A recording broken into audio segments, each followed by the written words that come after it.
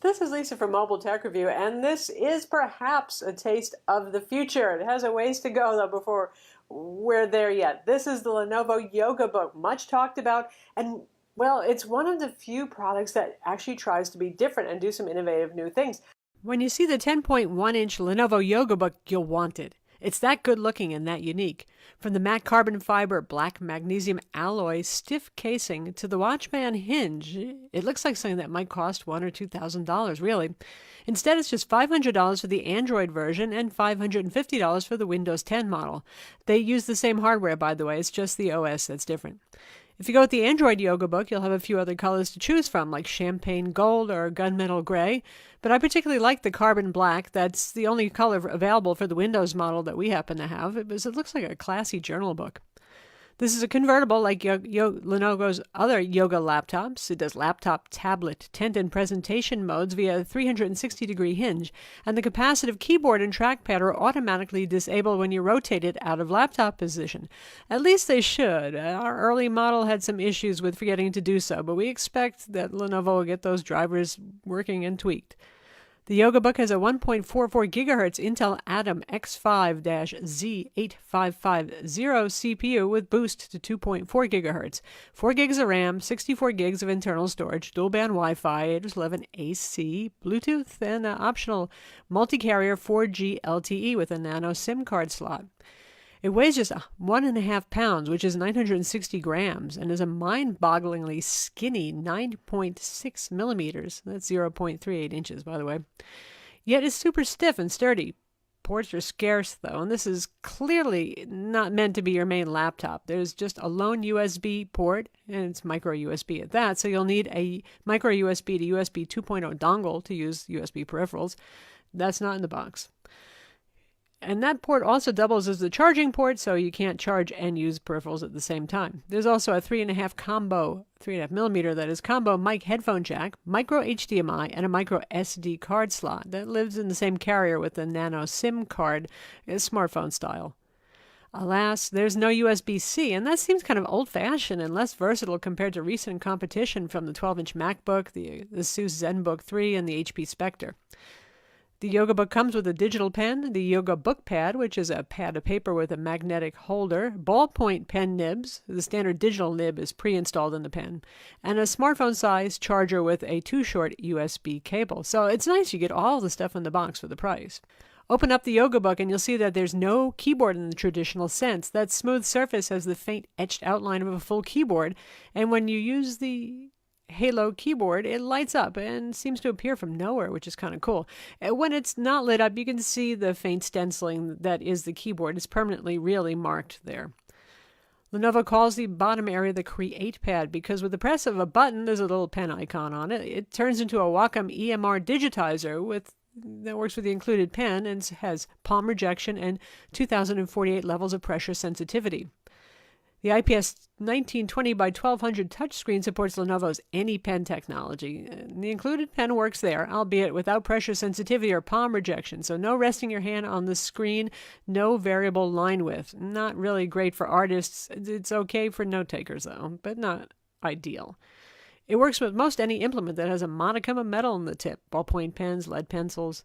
Lenovo has used AnyPen in previous Android tablets that we've reviewed, and they used to say, oh, go ahead, use a screwdriver, use scissors. They're not inviting us to do that here, and I honestly really have no desire to do such crazy things. If you do use the ink pen tip, you can see it leaves a little bit of ink on the screen, but that does clean off. Personally, I would just use the digital nib with the IPS screen. So what's with that pen nib, by the way, that's actually an ink pen? The Yoga Book's bottom Create Pad digitizer uses similar technology to the Wacom Bamboo Slate, which is a separate device you can buy, and it's compatible with iOS and Android. You place a pad of paper on it, everyday normal paper, not special stuff, and you can use graph paper or art paper, and write on it and draw on it with the ballpoint pen insert in the Wacom pen. Lenovo uses a magnetic book holder with lined A5 paper, but you can use, like I said, anything you want. And you can get refills, too, from Lenovo for the paper. And yes, the pen really works through an entire pad of paper. That pad of paper is 75 sheets. Nice. Whatever you draw right on the pad will appear on the screen with really good fidelity. It's pretty impressive stuff, honestly. My question is, how many people need that feature, though? You can use OneNote, ArtRage, Adobe PDF, or Photoshop if you're using the Windows version to use these features. It's up to you what application you're using when you're writing or drawing.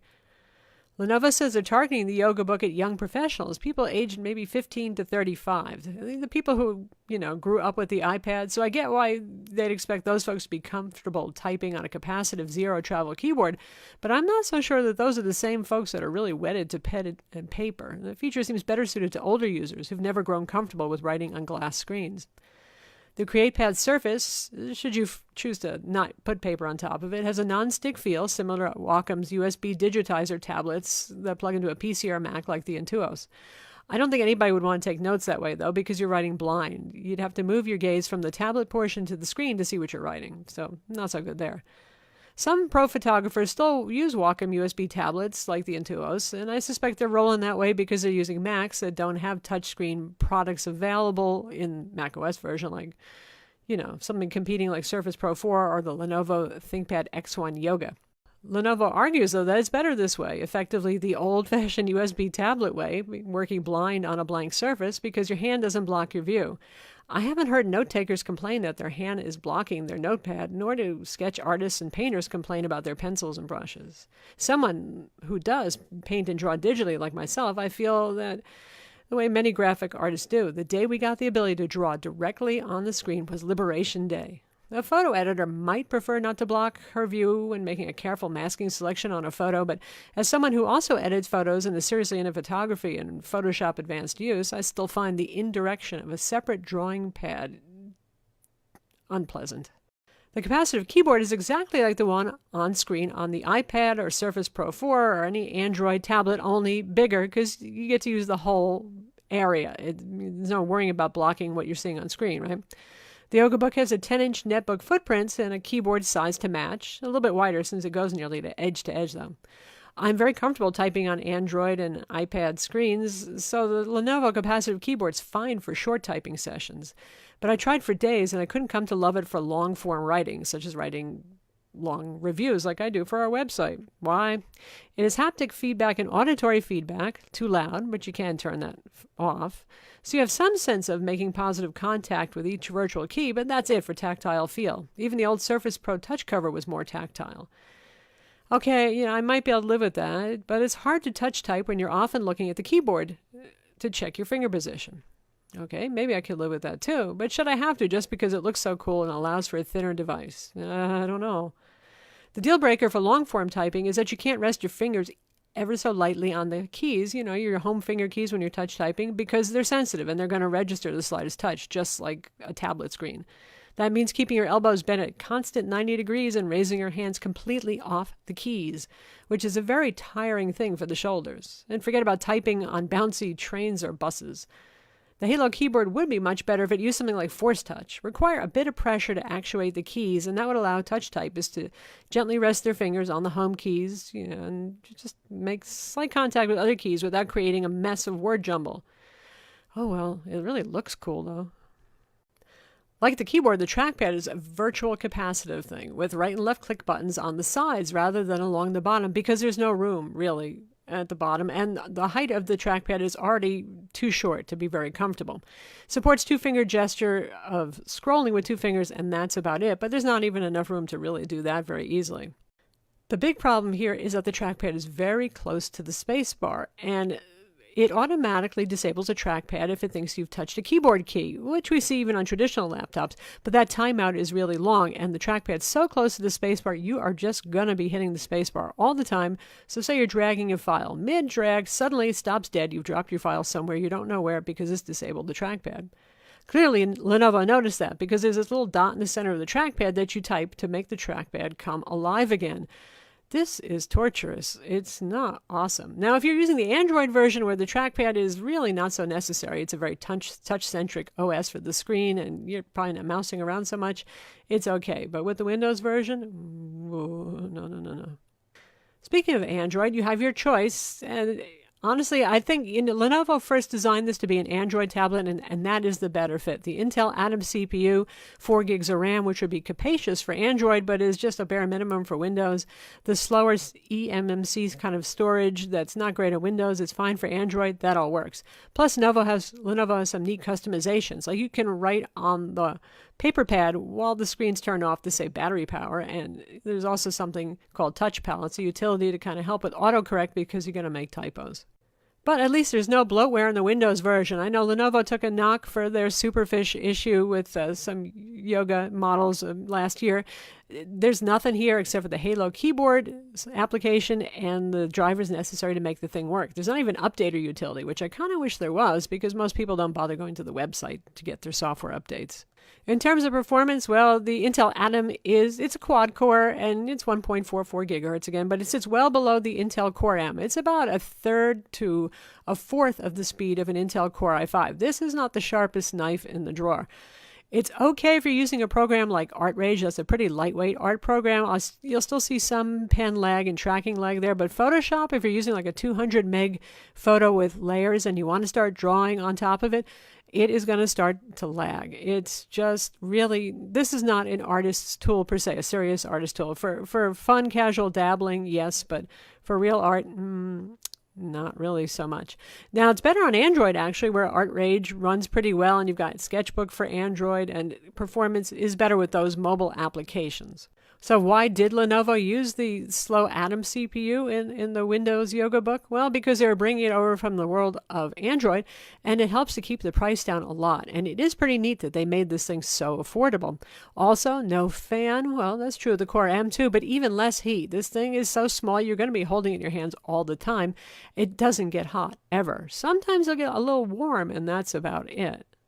Also, battery life. Battery life is noticeably better. I mean, most Windows laptops, you're talking 6 hours of battery life, maybe 7.